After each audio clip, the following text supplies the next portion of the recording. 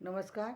MSD 6 के अंतर्गत आज हम कवि बोधा और ठाकुर कवि ठाकुर इनके विषय में जानेंगे। तो ये रीतिकाल के कवि हैं और रीतिकाल में 3 ठाकुर नाम से कवि हुए हैं, जिनमें जिन्होंने ठाकुर ठसक और ठाकुर शतक लिखा है वो कायस्थ परिवार से संबंधित कवि हैं और ये बुंदेलखंड के कवि हैं। इन्होंने स्फुट छंदों में अपनी रचनाओं को प्रस्तुत किया है। इनकी रचनाओं में प्रेम प्रसंग का वर्णन है और इसके साथ साथ इन्होंने होली का और बसंत ऋतु का वर्णन भी इन्होंने किया है। साथ ही इनको जो लोक जीवन का ज्ञान है उसके बारे में कहा जाता है कि ये लोक जीवन का जो ज्ञान था वो काफ़ी अच्छा रखते थे। यानी इनका जो काव्य है वो मुक्तक साहित्य है और मुक्तक साहित्य के अंतर्गत इन्होंने जो साहित्य लिखा है वो कुछ ऋतु से संबंधित है और कुछ जो है जैसे होली बसंत आदि इस तरह से और भी ऋतुओं का इन्होंने वर्णन किया है और इसके साथ ही साथ प्रेम का इन्होंने जो है वर्णन किया है। एक उदाहरण देती हूँ। मोतिन की सी मनोहर माल गुहे तुक अक्षर जोरी बनावे, प्रेम को पंथ कथा हरि नाम की उक्ति अनूठी बनाई सुनावे, ठाकुर सो कवि भावत मोई जो राजसभा में बड़प्पन पावे, पंडित और प्रवीणन को जो चित्त हरे सो कवित्व कहावे। तो इन्होंने ये कवित्व को प्रस्तुत किया है और ये कवित्व जो है ये इनकी एक विशेषता ये है, यहाँ पर इन्होंने लक्षणा का और जो क्या बोलते हैं अभिधा का जो है यहाँ पर प्रयोग किया है और इस इन दोनों के विशेष रूप से इसमें अभिधा जो है उस प्रयोग की गई है जो कि कम देखने में आती है रीतिकाल के कवियों में। और इसमें सबसे बड़ी विशेषता ये कि इन्होंने जो जिस सहजता से रचना को प्रस्तुत किया है वो भी उस समय के कवियों में नहीं नजर आती कि आप पूरी रचना के सारे शब्दों का अर्थ सहजता से समझ सकते हैं। लोक भाषा ब्रजभाषा का प्रयोग किया गया है। तो ये बुंदेलखंड के जो ठाकुर हैं उन्हीं के द्वारा रचित ये रचना है। यहाँ पर ये ध्यान रखने की चीज़ है कि ये 2 ठाकुर जो कि भट्ट परिवार से ब्रह्म भट्ट से संबंधित थे, ये उनकी लिखी हुई रचना नहीं है। तो ये विशेष ध्यान देने की जरूरत है। इसके साथ साथ ही हम बोधा के विषय में भी जानेंगे। बोधा कौन थे? बोधा भी बुंदेलखंड के ही रहने वाले थे और इनको पन्ना दरबार की नर्तकी सुजान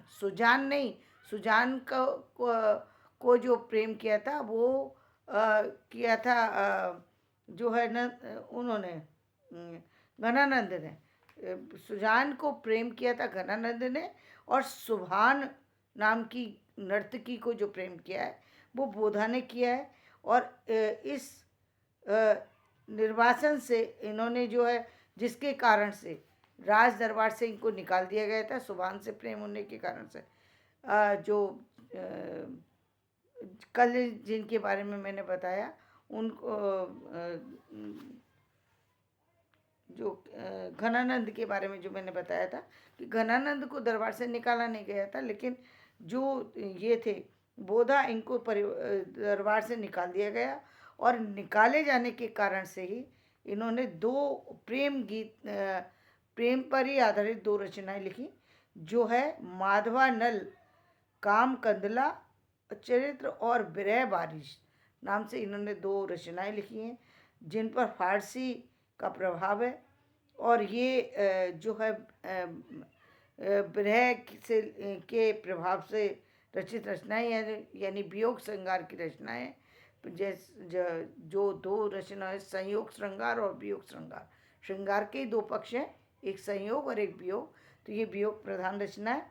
और इसी तरीके से इन्होंने एक और फारसी में रचना लिखी है जिसका नाम है इश्कनामा। तो इस तरीके से बोधा जो है उनके काव्य की चर्चा की गई है। इश्कनामा के नाम से तो काफ़ी सारे मुझे लगता है काफ़ी सारे लोग जानते हैं, क्योंकि इश्कनामा तो काफ़ी चर्चित कृति है इनकी। वो जनरली कई बार सिलेबस में भी दिखाई दे जाती है। तो वो इस तरीके से ये बोधा जो है इनका, इनकी जो रचना है उसमें, वो रचना में ये निपुण है, और इनकी रचना में जो है फारसी का प्रभाव दिखाई देता है। और इन्होंने जो है व्यंजनात्मक शैली का प्रयोग भी किया है, तो ये देखने में आता है। इसके अलावा जो मुक्त साहित्य के कवि हैं वो हैं आलम, रसखान और द्विजदेव। रसखान का नाम भी विशेष कवियों में ही लिया जाता है, आलम द्विजदेव का भी विशेष में ही लिया जाता है, लेकिन रसखान का इसलिए हम विशेष में कह रहे हैं क्योंकि ये पहली बात तो ये मुस्लिम कवि थे, उसके बाद भी इन्होंने ब्रजभाषा साहित्य को महत्व दिया है, कृष्ण को महत्व दिया है। तो जैसे कि उनकी रचना है कि मानुस हो तो वही रसखान, बसों ब्रज गोकुल गाँव की ग्वारन, जो खग हो तो बसेरो करो, ब्रज कालिंदी कूल कदम की डारन।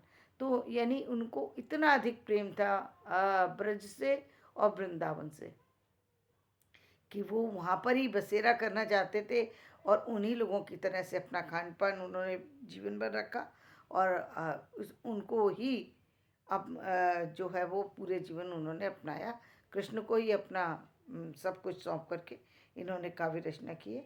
तो इस तरीके से हम देखते हैं कि जो रीतिकालीन साहित्य में हमें जो प्रबंध काव्य और खंड काव्य और मुक्तक काव्य, तीन तरह के काव्य प्राप्त होते हैं। और यदि हम वैसे देखें तो रीतिकालीन साहित्य में रीतिबद्ध कवि, रीति सिद्ध कवि और रीति मुक्त कवि, तीन तरह के कवि हमें प्राप्त होते हैं। यानी रीति मुक्त मतलब वो रीति के बंधन में बंधे हुए नहीं है। वैसे तो काव्य में रीति का को निकाला ही नहीं जा सकता, क्योंकि काव्य तो कहीं ना कहीं किसी चीज़ से, लीक से हट करके तो हो नहीं सकता। यानी किसी न किसी छंद, किसी न किसी परिपाटी में तो होगा ही, उसका अलग नाम दिया जाएगा। लेकिन कोई भी जो भी साहित्यिक चीज़ होगी, या जो भी गद्य पर आधारित साहित्य हो या पद्य पर, उसको पर कोई ना कोई चीज़ का प्रभाव होगा। यानी उसकी कोई विशेष रीति होती है जिसका जो है जिसको लेकर के पूरी रचना को प्रस्तुत किया जाता है। चाहे वो गद्य में भी हो, गद्य में भी, चाहे उपन्यास हो तो उपन्यास एक अलग तरीके की लेखन की प्रथा है। यदि आप उसमें कहें नाटक, तो नाटक अलग तरीके से लिखा जाता है। यदि कहानी कहें तो कहानी अलग तरीके से लिखी जाती है। यानी हर चीज़ का अलग, और एक ही तरह के उपन्यास, कितनी तरह के उपन्यास है, कितनी तरह की कहानियाँ हैं, कितनी तरीके के नाटक के निबंध हैं, डायरी है,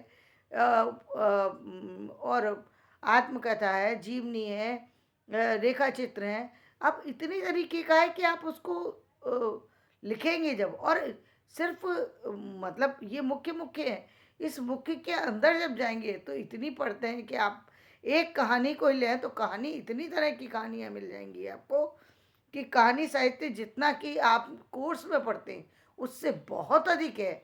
लेकिन यहाँ आप सिर्फ, आपके पास सिर्फ जो है केवल प्रेमचंद की कहानियाँ कुछ, या कुछ जयशंकर प्रसाद की कुछ कहानियाँ बताई गई हैं, लेकिन कहानियाँ तो इतनी लिखी गई हैं।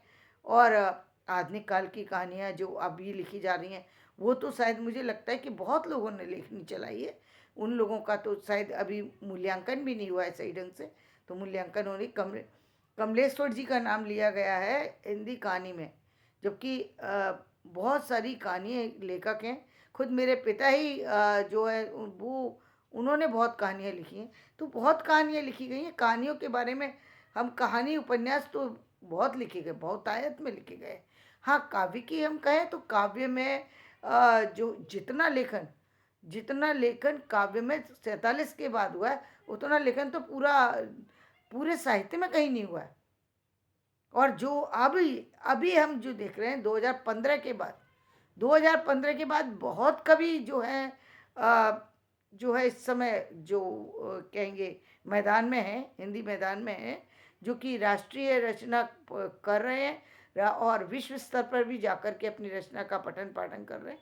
क्यों? और ये बहुत अच्छी बात है। और ये शुरू हुआ है जो अशोक चक्रधर जी वगैरह, जब से ये लोग विदेश जाने लगे, तब से ये चीज़ें ज़्यादा होने लग गई हैं। पहले ये इतनी ज़्यादा हाईलाइट नहीं होती थी। अब क्योंकि मीडिया मिल गया है तो मीडिया के सपोर्ट के कारण से ये बहुत हाईलाइट हो चुकी हैं, आप जानते ही हैं। और इसमें बहुत सारे लोगों का नाम मैं ले सकती हूँ, लेकिन फ़िलहाल मैं इसको यहीं समाप्त करती हूँ। मेरा वीडियो पसंद आए लाइक करें और शेयर करें, सब्सक्राइब करें।